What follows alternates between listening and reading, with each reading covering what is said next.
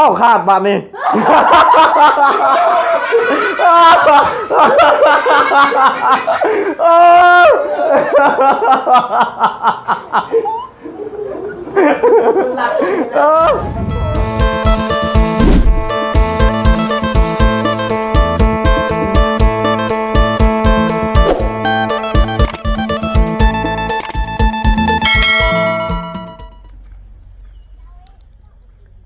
เอาเนาะมื้อนี้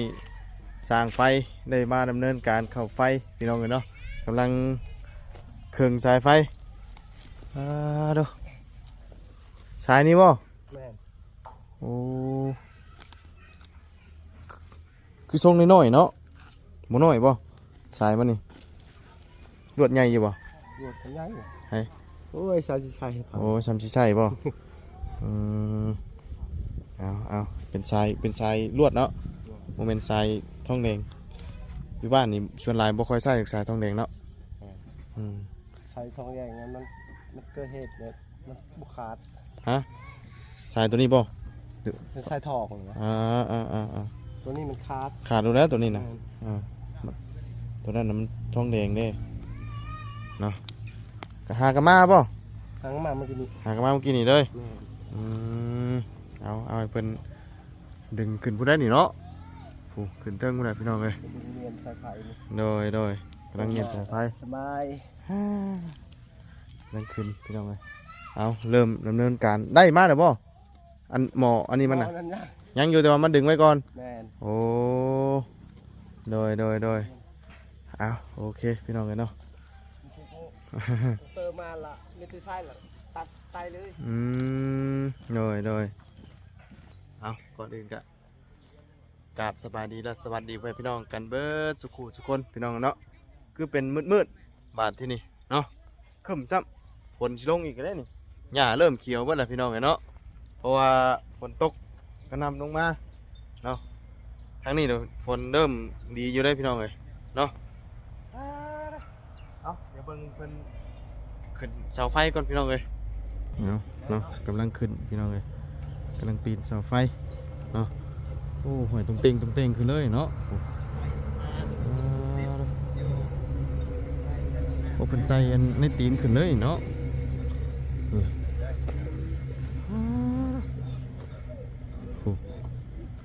ขึ้นแบบนี้เลยเนาะเรื่องเลยว่าเนาะโอ้ถึงในการขึ้นไฟฟ้าเพิ่นเนาะใส่เกือบหนีบแล้วพี่น้องเป็นบ่ไล่นี่ยันปืนกระดับนี่ขึ้นฮอดแล้วเนาะแต่ว่าบริษัทเนี่ยอันนั้นคล้องไว้ว่าตอนขึ้นนี่นี่ตอนอันนั้นยึดพุ่นน้อยเพิ่นจังคล้องเสาเนาะกอดเสาไว้เด้นี่คล้อง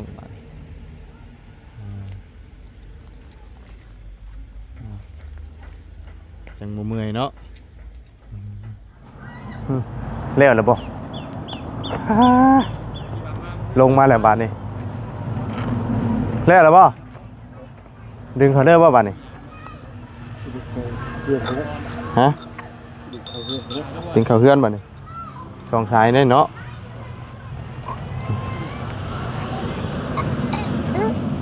อันนี้มองใส่อันนั้นบ่นี่นะ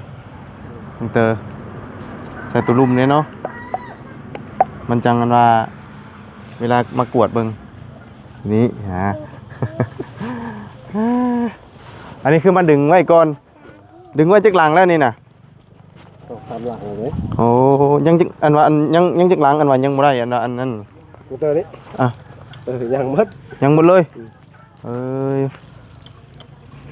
หลายหลังนี้ยังทำได้เนาะ10 ปลายหลังป้าตัวอันนี้กับบริมีกำหนดป่ะนี่บริมีกำหนดป่ะว่าสิได้เมื่อใดฮะยังมูจักเลยโอ้ต้องดึงสายรอก่อนเนาะแต่เก้านี่ก็กลายแต่ไรแล้วทีนี้สาเลยถึงเข่ามุมนี่เนาะเข่ามุมนี่บ่มุมนี้กลางเลยบ่กลางเลย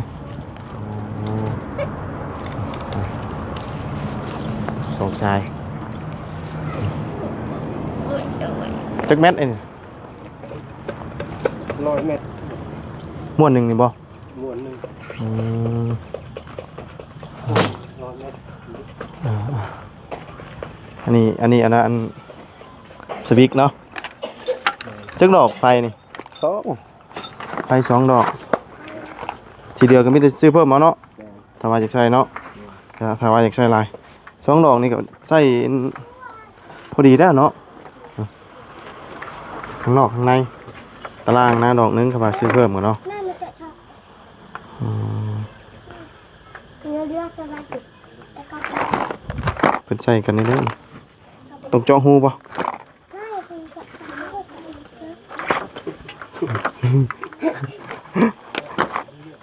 ทำ ป้าคืออะไรขย่อยบาทนี่พี่น้องเอ้ยโอ้ยแถหนวดไม่จ้าวันนี้เนาะ ยังเฮ็ดให้อันว่าเจ็บบัดนี้เนาะเอาจังหน่อยก็แล้วได้ดึงไว้ซื่อเนาะเดินไอ้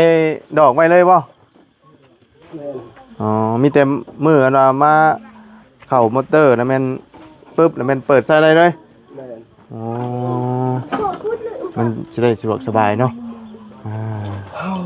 เพราะว่าเฮ็ดผู้เดียวเด้สร้างไฟแถวนี้แม่นบ่เลยเด้นี่เราตั้งหลายลังเลยหลาย10 ลังเลยฮอนเอาขึ้นเสาไฟฟ้าตอนแดดซ้ำ พอดีครับ ฮะพอดีคักบ่เน็ตจำเนาะ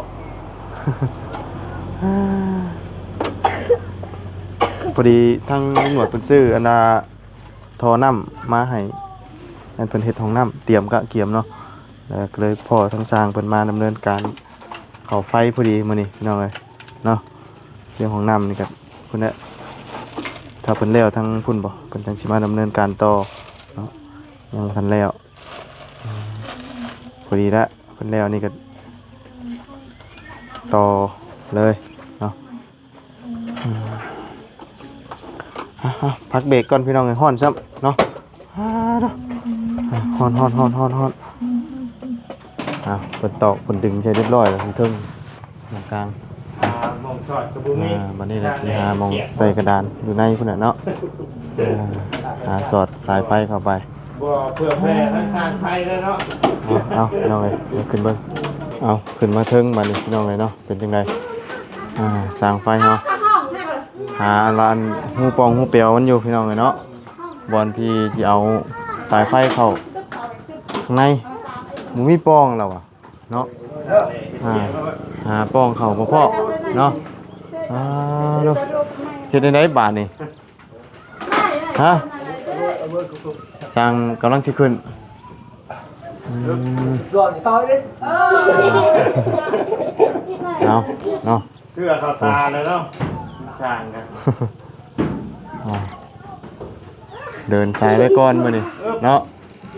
โอ้อึบโอ้โอ้ทุย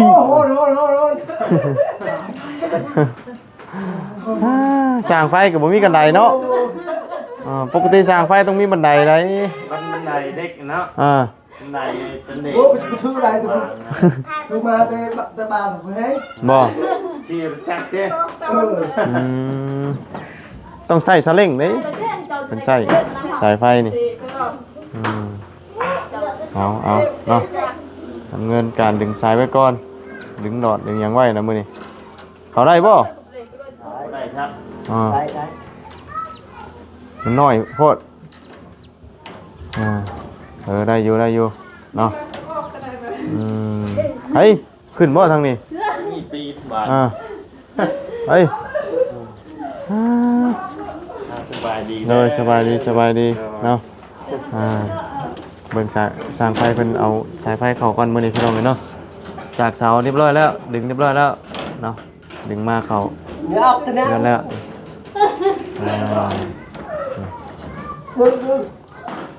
Đừng sư đó, đừng sư đó ดึงชื่อ Ốc thế nào này Ốc thế nào luôn Ốc tạc đi เอาเอาโอ้ จับงู รวมด้วยช่วยกันเนาะโอ้ได้บ่อืม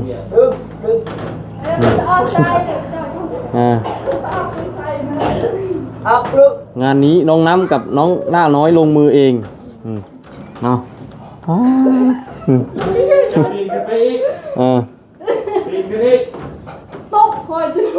ได้บ่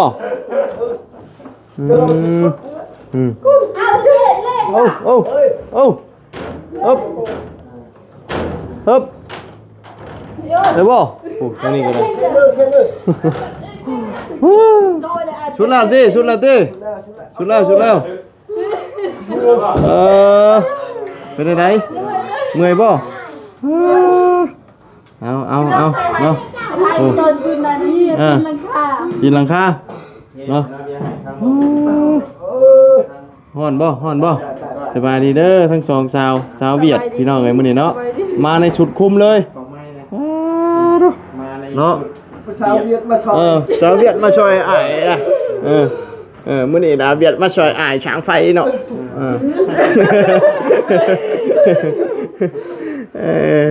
บ่ได้อ้ายเวียดนี่ติดาวค่ะ đau ạ nói cứ trộn vào hệ prok hả น้อยฮ้อนขนาด hay pin là cạc được thì rồi gì cái hay phải dùng như lần cạc เฮ้ยกระดานแซ่บ่ได้กระดานไฟน่ะใส่หันบ่ นี่ผักเนาะ ฮะ เอาอันนี้ดอกแล้วมันจะดอก สิใส่นี่เลย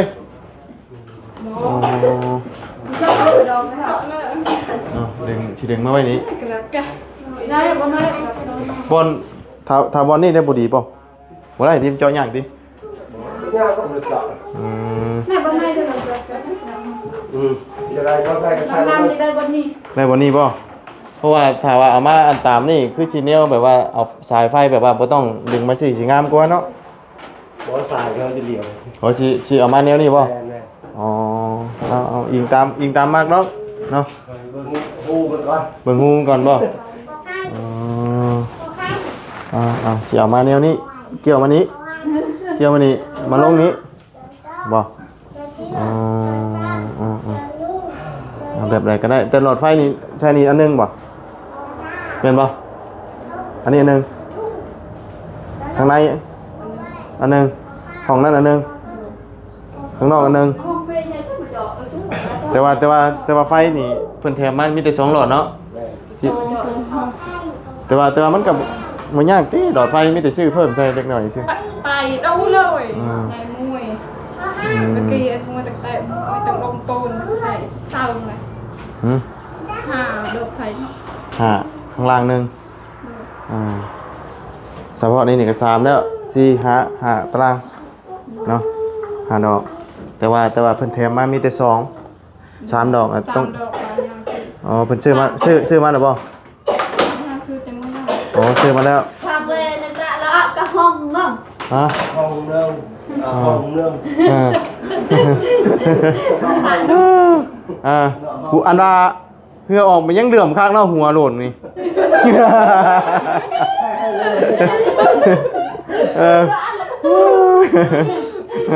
ก็เหลื่อมมากมาได้นี่เนาะเฮือออกกู โอ้ยตาย โอ้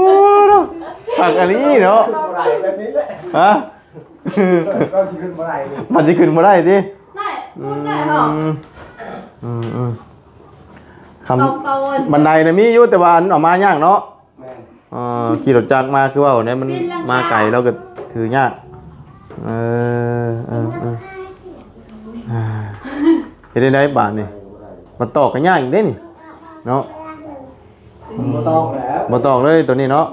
มีแต่ดึงใส่สอดใส่กับอันเป็นหู้นี่เนาะดึงสอดใส่นี่ในทางแบบมานี้ nào mà làm sườn ขึ้นได้บ่ เอาลองเบิ่ง có cái gì ได้บ่ để cho cho tôi bầu ơi ta chưa được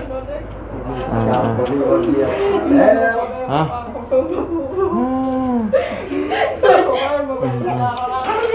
โดย นี่ไหนอ่านหนังสือบ่ฮะ น้องดาวโบ เฮ้ยตัวเล็กไกวตัวเล็กกว่าใคร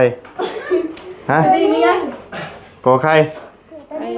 กว่าใคร สละเกินเลย ฮะ น้องดาวสละอย่างนี้ ฮะ เริ่ม สละยัง ตะบ้าน อืม อันนี้สละ อืม ฉลีฉลี อ่า ฉลูฉลู อืมฉลือฉลือฉลือปื้อ ฉลี อืม มันนั่ง ฮะ อยู่ทุ่งยางหนึ่งเรื่องบ่ การโด ให้ได้บ่ ลองจับ อาโ เออโอ้แหมเพี้ยๆหัวเราเนาะสังสีมันฮ้อนมานี่ หแทนคัก อ่า คือสินดาว ฮะ เร็ว ยังก็ มันดาว มันด่านหัวแล้วบ่ สีดาว โอ้ บัวย ชอบบ่ได้เอ้ย ฮะ ชาวไฟมีกระตล ชอก บ คือ บ่ กัน ได้ชอบบ่ได้ ชอบอะไรครับ แม่ชอบ เออเป้าขาดบาดนี่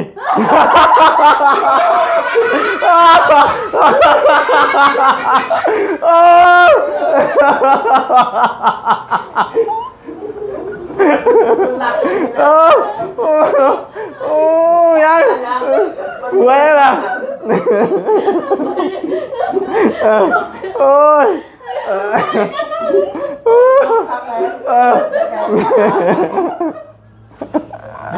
เป้าเราขาดแล้วเราบืนไปกินนี่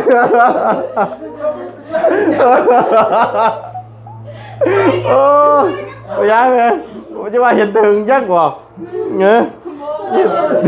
เอาตัวจะเห็นอยู่ทำได้เห็น ขาดกันแน่ดีแล้ว เราบืนขึ้นแล้วขาดเรากี่ดี เพื่อนจะพูดดี จะแน่มันก็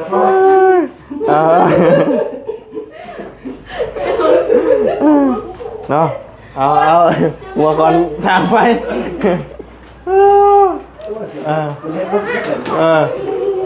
เอาอยู่หัวแล้วแม่เนาะ พูดดี หัว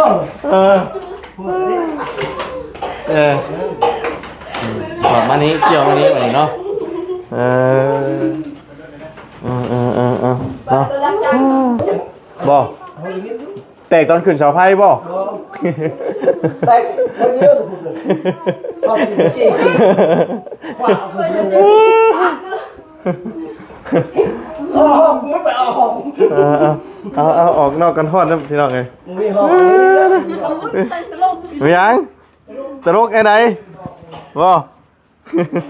ไม่ยังเพื่อนถ้าอยู่เขาอยู่ดีแล้วเขาบุญก็ตุนนาทีมันหั่งก็ตุน ไผ เขาบ่เห็น บ่เห็นบ่ เห็นแต่เห็น จักแล้วเห็นเนาะเอาเห็นเนาะกระท่วงแล้วบ่ส่ง เก เนาะ ตอีหลีบ่บุญ บ่ได้สังเกตนะแนวไปก็เห็นเนาะ สังเกต ตั้ง สังเกต แนวไปกึ่งปึ้งอยู่เราเบื่อเสาไฟฟ้าแล้วว่ะมันฉกหน้าแตงเอาเดินเสาไฟเรียบร้อยไอ้สายไฟเรียบร้อยตัวนี้เนาะมีแต่เดินเข้าไปในบัดนี้ครูเอาเนาะผมมากินนี่เห็นเพิ่นไล่จับคนว่า ใครที่ว่า ผัวชาออน โดยเขาได้จับเลยบ่ บ่คือว่าจับบ่ได้จับซ้ำบ่บ่กล้าจับบ่ เขาก็จับ เมียเราบ้านไหน มีเมียเราน่ะญาติพี่น้องเจ้าบ่คือเห็นมานั่งให้อยู่ในบ้าน พี่น้องทางนั้นทางผู้ชายพุ่น ทั้งผู้ชายทั้งอันผัวเพิ่นนะ โดย อ๋ออันญาติเจ้าอันใด โดยญาติทางแม่ ญาติทั้งแม่ โดย โอ้ยกลัวแล้ว พี่น้องทางผัวเพิ่น โดยพี่น้องทั้งผัวอ๋อโดยเพราะว่ามาเห็นยังทหารเพิ่นเอาไม้นี่อยู่แต่ว่าสงสัยบ่ได้จับยันบ่กล้าจับเด้ คอยจับอยู่เด้ ยันอารวาสอีกเด้เต็มอยู่คนมาเบิ่งอยู่สาวแซ่มาเบิ่งเต็มหนทางอยู่ เมียเพิ่นเว้าหมดเลยเหือนเพิ่นเฮ็ด เพิ่นตีทิ่มบ่ นี่ ทับทิ่มเลย ง่ายกัดเหือนลาวตัวสบายนั่นนะ ได้ซ้ำเหือน ก็สิประมาณนี้แหละ ชิได้ได้เนาะ เพิ่นเฮ็ดได้ใดเพิ่นทุบทิ่มบ่ แม่นเมียเพิ่นว่าหมดเพิ่นมากหมด มางมาเลยว้า ชิได้เด้ เนาะ เราอุตส่าห์เฮ็ดให้ เรือนบักงามๆเนาะนี่แหละผลอันว่าอิหยัง สงสารเมีย อ่า เพิ่นบ่สงสารลูก ค คนให้แทบตายบัดคนที่ได้บ่คิดสิรักษา ผลอันว่าของสารเสพติดเนาะทางนี้นี่เล่นหลายเนาะยังเล่นหลายอยู่เนาะทาง ห เนาะ ลายคนผู้บ่าวเพ่งเต็กหลาย ยังหลายเนาะพวกเราผู้แพ้วนี่วัยรุ่นนี่เนาะ ย่านน่ะดิ อ่า ย่านเป็นคือเรา ย่านเป็นคือเราบ่ ไปเฮ็ดอยู่ได้แล้วบุญโหดเนาะบุญโหดยอดถึง ว่าบางเทื่อก็โชคดีก็มีบ่พ่อผู้ที่ว่าเล่นคือดินยาเนาะ คันโชคดียังไข่ย่านได้โชคลายชวนลายมีแต่โชคลายคัน อันชวนหลายคนทั้งนี้มีแต่ มีแต่โชคมีแต่ตัวเด่นเกี่ยวกับตัวนี้บ่ได้เนาะ แม่น มีแต่เล่นเกี่ยวกับยาตาม บ่ ที่ ได้ เห็น เกี่ยวยาวัฒนาวัฒนาดีเลย โดย ชุมน้องคือสิบ่มีวัฒนาแม่น อ่า ได้ไปอยู่เรือนพัวอีกทุกยังบ่พอ โดย มือกินยาให้กระเต็กอีก มันนี่ชะออนนะเราบ่ได้อยู่นี่ตอนนี้เนาะเราเมื่อแล้วเมื่ออยู่เพื่อนแม่บ่ บ่มีเพิ่นว่าบ่มีแม่ ฮะ ไปอยู่นำพี่น้อง ไปอยู่น้ำพี่น้อง โดย อยู่บ้าน อุ้มลูกน้อยใช่ไหมเนาะ โดยเขามาส่งเพิ่นได้ยัง อุ้มลูกน้อย ไอ้เม็ดไปช่วยนะ อืม น้องคอยมาส่งมาว่างยืมรถป้า อ๋อ อันน่ะช่วยเฮา น้อย แบบให้ช่วยเปี้ยให้สิการนั่นดินะกัน พอกายมาเห็นเพิ่นเต็มอยู่ทางแต่หนทาง เป็น นะ ตาย่านน่ะดิสมัยนี้เนาะ ผู้จับไม้ก็จับไม้เหรอ ได้เจอคนดียังใครอีก หามาเป็นหยังเหรออันนี่เพิ่นว่าคนผีบ้าเพิ่นว่าให้ผัวชะออนว่าแม่นเหรอ ทุกข์ก็ยากขึ้นได้ผัวดี อ่า กินข้าวก็แซ่บนอนก็หลับ น้อย คันสมมุติว่ารวย แต่มีผัวบ่ดีนั่นนอนก็บ่หลับต่อให้มีเงินกองทองก็บ่มีความสุขคันทุกข์ก็เฮ็ดให้เฮ็ดชวนนำกันก็มีความสุข น้อยอ่า อันนี้ คำมีผัวแบบเตะตีกับบ่มีความสุขน่ะเนาะ แม่ต่อให้เราหาเงินเก่งแต่เราเตะตีตลอดอยู่บ่ได้ดอก น้อยโอ้ไปสิอยู่ได้เนาะ ทุกข์ใครไปอยู่เงินพ่อแม่เองนะกันแบบนั้น น้อย ทุกอยู่กับพ่อแม่ใคร พ่อจังพ่อเพิ่นจังเป็นแม่ห้างใหม่ๆหลายทั้งนี้เนาะ แม่ ย้อนสาเหตุแบบนี้แหละส่วนหลายนะ ไทยได้เบิด เพราะว่าส่วนหลายมีแต่ว่าติดยา ถ้าลุ่มละลายริมไปทางแถวบ้านน้องนี่บ่ค่อยลาย อื บ่ ม มี อยู่พุ่น โดย ลูกมีแต่2-3คน อืม มันบ่ได้หลาย โดยส่วนหลายมีแต่ว่าแม่ห้างใหม่ๆก็ย้อน ญา สา ติ เห ใน ตุนี่แห ส ละ มัย เพิ่น นี้ นั่นบ้านเด็กไปบ้านแกงแปรหลาย เป็น อืม ลาย บ้านเชียงแปลก็หลายแม่ห้างใหม่ๆหลาย ไปห้างช้ำชุมน้องเพิ่นน่ะเนาะ ส่วนหลายมีแต่ประมาณนี้แหละแม่ห้างใหม่ๆนะแล้วก็รุ่นสาวเพชรนี้เนาะ แม่ มันจะมาปะปัว ชุมน้องก็เอาผัวแต่ยังน้อยก็คือสิแม่นะ อ่า อยู่บ่รอด นอนได้กินเอาโคตร อัน น้ นี้ อย อันนี้เอาผัวช้ำดีแบบว่า มีหยังก็อดทน อืม ทนและจังอยู่รอด อ่า สำเด็กคันยังเด็กน้อยนั้นอยู่บ่รอดเลย เนย เจ้าหนึ่งค่อยหนึ่ง เห็นไหมมีช้างไพ่ส่งขาดแล้วบัดนี้ เติมมุดกองเติมรับทำเลยทัก เนาะ แค่เป็นมุดกอง ให้มีน้ำมีในให้เรากินมีบ่ช้างนั่นนี่เนาะเราห่อนได้น่ะโอ้โหเดือดมากๆโอ้